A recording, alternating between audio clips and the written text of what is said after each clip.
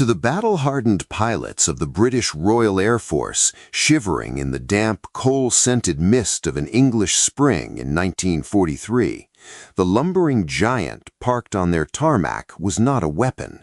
It was an absolute joke. Fresh out of combat sorties in the graceful, razor-thin Supermarine Spitfire Mk9, these British flyers stood in utter disbelief at what the Americans had sent across the Atlantic. It wasn't a sleek, lethal instrument of precision. It was an absolute monster. They openly mocked its bulbous, bloated 5-ton frame, joking that its aerodynamic profile resembled an airborne steam boiler. To men who lived and died by the delicate, razor-thin lines of European interceptors, this American newcomer looked entirely unflyable. British aviators would laugh over warm pints of bitter in local aviation pubs, warning rookie pilots that if an enemy ever managed to slip onto the tail of this giant, they shouldn't even bother trying to maneuver. "Don't turn," they would mock. "Just unbuckle your harness, walk into the back of your fuselage, and hide inside the empty spaces of your own airplane." To the eyes of military traditionalists, the Thunderbolt was a grotesque caricature of a fighter plane. Its nose was a gaping, circular maw designed to ingest massive volumes of air, giving it a silhouette so round and stout that it looked less like a bird of prey and more like a heavy industrial cask. They dubbed it the Flying Milk Jug, a derogatory nickname that frontline crews quickly shortened to simply the Jug. It was a moniker born of pure ridicule. Standing nearly 13 feet tall and stretching 36 feet from nose to tail, the P-47 had an empty weight of nearly 10,000 pounds. When fully fueled and loaded with ammunition, it tipped the scales at an astonishing 17,500 pounds, nearly double the weight of the nimble liquid-cooled fighters dominating the skies of Western Europe. High-ranking critics in Washington openly questioned how such a lumbering, iron-heavy brute could ever survive in the unforgiving skies of occupied Europe. But the critics, safe behind their mahogany desks, had made a critical historical error. They had mistaken elegance for survivability. They did not understand that this bloated monster was not designed to dance gracefully in the sky. It was engineered to wage a war of raw, industrialized violence. When the United States Army Air Forces thrust the P-47 into the flak-choked skies over France and Germany, the mockery evaporated. German pilots, expecting an easy, lumbering target, watched in horror as their explosive 20mm cannon shells struck the Jug's thick aluminum skin and simply bounced off. It was a flying fortress disguised as a single-seat fighter, an aircraft so ruggedly over-engineered that it could lose entire sections of its wings, absorb hundreds of machine gun rounds, and still bring its pilot home. The joke was over. Survival, however, was only half of the equation. Alexander Kartveli, the brilliant lead designer of the Thunderbolt, had not built a defensive shield, he had forged a hammer. Inside those cavernous, heavy wings, Kartveli did not install standard light machine guns. He crammed in 8 heavy 50-caliber Browning M2 machine guns, 4 in each wing. Together, they formed a terrifying battery capable of throwing down over 100 rounds of heavy steel, armor-piercing, and incendiary ammunition every single second. When a P-47 opened fire, it did not merely puncture its target, it tore it apart. German Messerschmitts and Focke-Wulfs caught in the stream of this combined firepower did not suffer minor damage. They literally disintegrated in mid-air, vaporized by a wall of high-velocity lead. How did an aircraft so roundly mocked for its gargantuan weight and bulbous size become the most survivable, feared ground attack weapon of World War II? The secret lay in an uncompromising engineering philosophy that prized brute force over delicate grace, backed by a massive 2,000 horsepower heart. Today, we unmask the brilliant, borderline insane engineering that burst this flying tank, the physical agony of the pilots who pushed its heavy airframe to the absolute limit, and the miraculous stories of survival that defied the laws of physics. This is the story of the Juggernaut, the ultimate redemptive triumph of American industrial might. To build a machine capable of breaking the German grip on Europe, the United States could not rely on incremental improvements. They needed a revolution of raw, unadulterated power. That revolution was conceived in the mind of Alexander Kartveli, a brilliant Georgian immigrant who had fled the Bolsheviks to become the chief engineer of Republic Aviation. Kartveli looked at the looming specter of the Luftwaffe and realized a fundamental truth of the coming conflict. The nation that controlled the high altitude would control the war. But to dominate at 30,000 feet, a fighter required an engine of unprecedented proportions. Kartveli bypassed the sleek liquid-cooled engines favored by European designers and chose a monster, the Pratt Whitney R-2800 double wasp.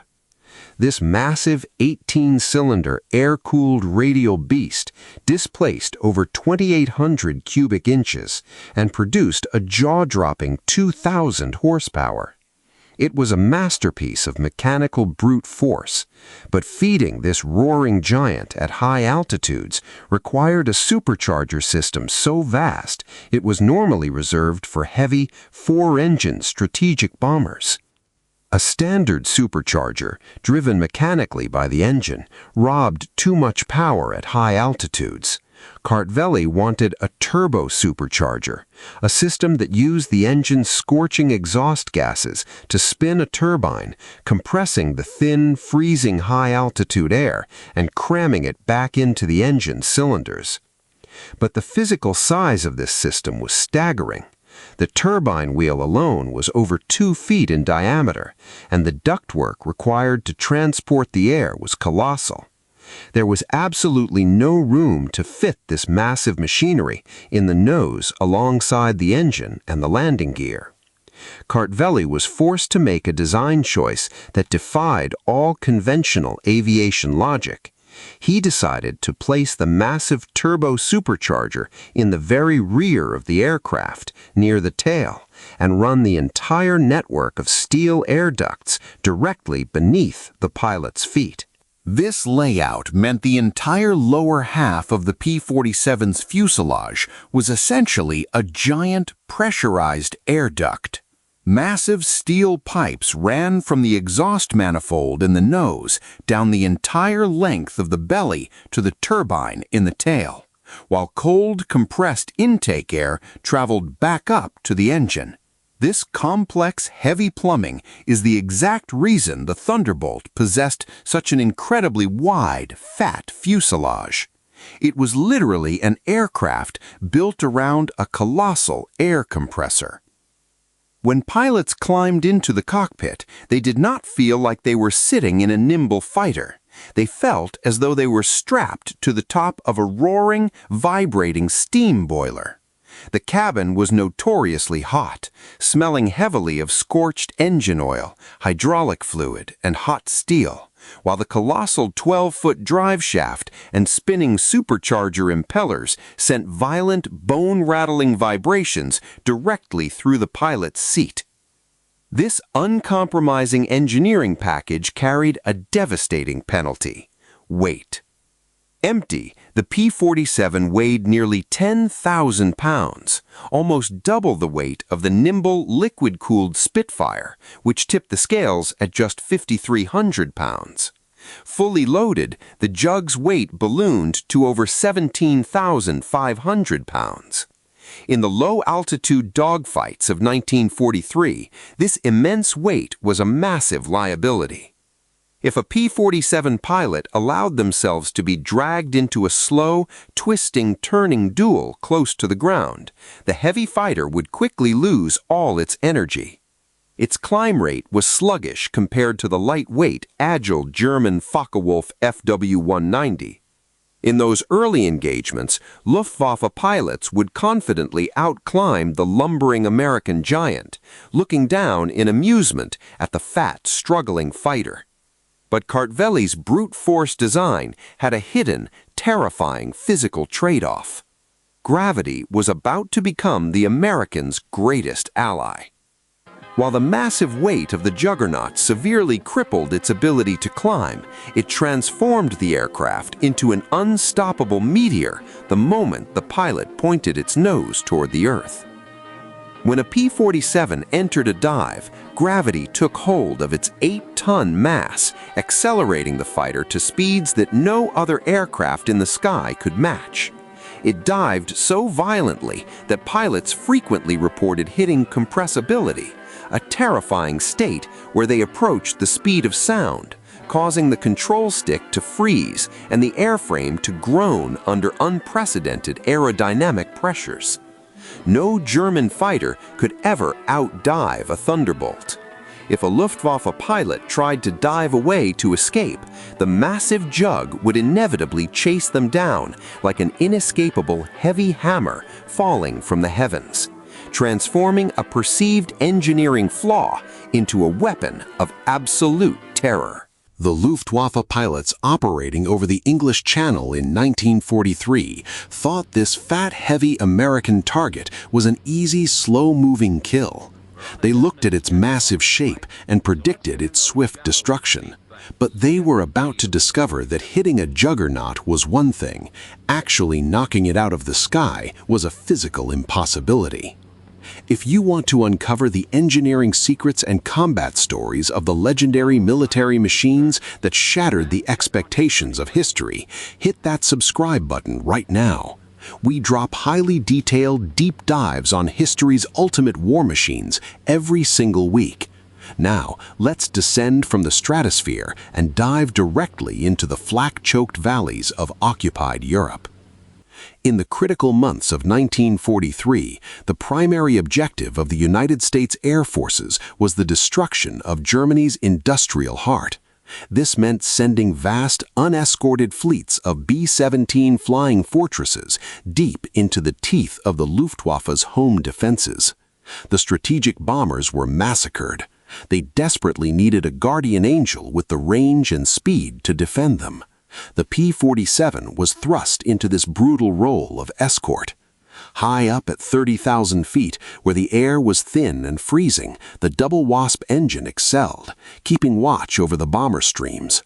But it was in the violent vertical plunges of combat that the Jug earned its legendary status among the bomber crews. When a German fighter attempted to dive away to escape after a slashing attack on the bombers, P-47 pilots would tilt their massive, heavy noses straight down. Weight and gravity combined to create a terrifying terminal velocity. The Jug accelerated so fast that pilots frequently reported hitting compressibility, approaching the speed of sound, where the air became a physical block, freezing their control sticks and causing the entire 8-ton airframe to shake and groan under unimaginable aerodynamic stress. Pilots had to use physical strength and trim tabs to pull out of these dives, but their sheer speed meant no German fighter could ever outrun a diving Jug. But as the war progressed into 1944 and newer, longer-range fighters like the P-51 Mustang took over high-altitude escort duties, the P-47 was reassigned to the most lethal, nerve-shredding job in the skies: tactical ground attack. This meant flying down in the dirt, often at treetop level, directly into the teeth of Germany's dense, deadly ground air defenses. The Jug was tasked with tearing apart German supply lines, locomotives, and armored divisions. To do this, they had to face the dreaded Flak valleys of occupied Western Europe, where every village, railway junction, and forest was packed with rapid-fire 20mm, 37mm, and the legendary heavy 88mm anti-aircraft guns. It was a suicide mission for almost any conventional aircraft. At these low altitudes, the survival of the pilot depended entirely on the design of the engine. Sleek, liquid-cooled fighters like the P-51 Mustang or the German Bf-109 were exceptionally fragile down low. A single stray rifle bullet or a tiny fragment of shrapnel puncturing their pressurized glycol cooling system would cause their engine to boil over and seize within minutes, forcing the pilot to bail out over hostile territory. But the P-47's double wasp was air-cooled. It possessed no radiator, no vulnerable liquid lines, and no single point of failure. If a bullet hit a cylinder, it simply blew a hole in the metal. The other cylinders continued to fire. Frontline mechanics watched in absolute disbelief as jugs were turned to their forward bases in France with entire engine cylinders completely blown away by explosive 20mm shells, the massive radial engine still purring like a giant metal heart. The P-47's radial engine was nearly immune to the Golden BB, that single lucky ground shot that could destroy a liquid-cooled fighter. The massive bulk of the engine block also acted as an auxiliary shield for the pilot, absorbing forward shrapnel and bullet strikes before they could reach the cockpit. Furthermore, Alexander Kartveli had lined the cockpit with thick, heavy steel armor plating, protecting the pilot's back, head, and feet from ground fire. The Juggernaut was proving to be a physical fortress. But its ultimate miraculous test was about to occur in the skies over France, where a young American ace would experience a survival story that defied all laws of military aviation.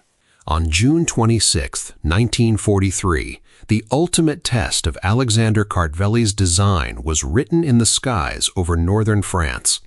A young pilot named Lieutenant Robert S. Johnson, flying with the legendary 56th Fighter Group, famously known as Zemke's Wolfpack, found himself separated from his formation after a chaotic dogfight with Focke-Wulf FW-190s. As he attempted to head back across the English Channel, his heavy P-47 was suddenly ambushed by a pack of German fighters diving out of the sun. In a matter of seconds, his aircraft was turned into a flying colander. A 20mm explosive shell detonated inside his cockpit, shattering the canopy glass, shredding his oxygen mask, and spraying sharp, white-hot steel shrapnel directly into his hands and legs. To make matters worse, a ruptured hydraulic line sprayed pressurized flammable fluid onto the hot engine block, filling the cockpit with toxic, blinding blue smoke. Blinded, bleeding from multiple wounds, and choking in thick, oily smoke, Johnson knew his only chance of survival was to bail out. He unbuckled his harness, stood up in the shaking cockpit, and pulled the canopy release lever. Nothing happened. The explosive impact of the German 20mm shells had warped the heavy steel tracks, and the intense heat of the battle had literally fused the metal canopy frame shut. Johnson was trapped inside a flying coffin, heading toward the ground at over 350 miles per hour. He kicked at the glass, slammed his shoulder against the metal frame, and clawed at the emergency release with his bloodied hands. The canopy would not budge. He was completely at the mercy of gravity and his airplane's structural integrity. As Johnson slumped back into his seat, resigned to his fate, a shadow fell over his cockpit.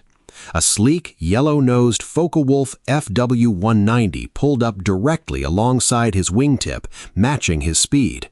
The German pilot was none other than Oberleutnant Egon Meyer, one of the Luftwaffe's most feared tactical aces, who would end the war with 102 confirmed victories. Meyer stared through his canopy, inspecting the catastrophic damage to the American fighter.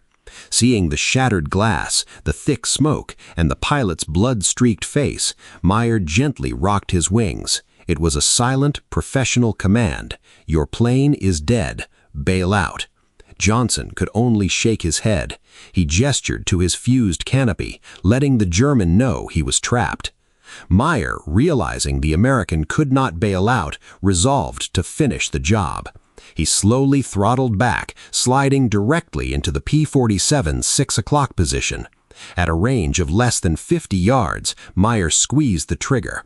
The FW-190's nose and wing roots erupted in fire as it unleashed its entire battery of 20mm explosive cannons and 7.92mm machine guns directly into the tail of Johnson's plane. It was a firing squad at point-blank range. The explosive rounds tore through the rudder, shredded the elevators, and pulverized the rear fuselage of the Jug, but the aircraft refused to fall. This was the moment Kartveli's uncompromising, heavy design saved a life. The heavy structural steel frame tubes of the P-47 absorbed the twisting stress of the impacts, preventing the tail from snapping off.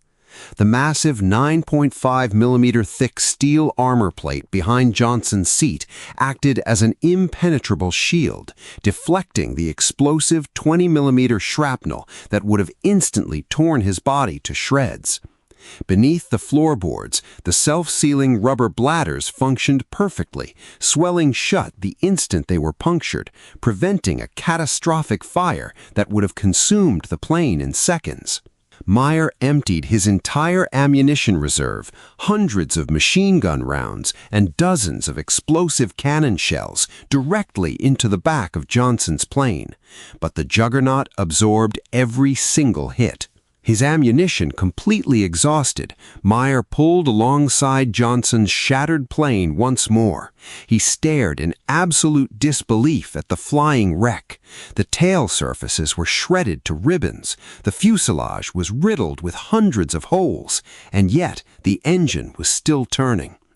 Meyer knew he had hit the plane with enough firepower to destroy 3 standard fighters. In a gesture of pure, chivalrous respect, the German ace looked at Johnson, slowly raised his hand in a solemn salute, banked his aircraft, and dived away into the French clouds. He had nothing left to shoot. Using only his trim tabs and raw physical strength, Johnson coaxed his shattered, smoking Juggernaut back across the English Channel. When his tires finally screeched onto the concrete runway at his home base, the ground crew stood in silent, stunned shock.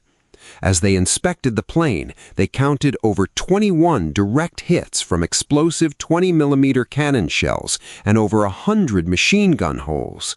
The tail fin was so badly shredded it looked like lace, yet the flying Milk Jug had brought its pilot home. Robert S. Johnson would go on to score 27 confirmed victories, living to tell his story because his aircraft was simply too stubborn and too over-engineered to die. The P-47 Thunderbolt proved that in the crucible of war, industrial-grade brute force and sheer rugged survival are worth more than any graceful aesthetic. It was an aircraft that refused to compromise, built to protect the young lives strapped inside its metal belly. But the Juggernaut wasn't the only American underdog that conquered the skies of Europe. If you want to know how another rejected, underpowered fighter became the ultimate low-altitude weapon of the Soviet Union's deadliest super aces, click on the video on your screen right now. Let us know in the comments, would you rather fly the agile Mustang or trust your life to the indestructible Juggernaut? Thank you for watching, and we'll see you in the next deep dive.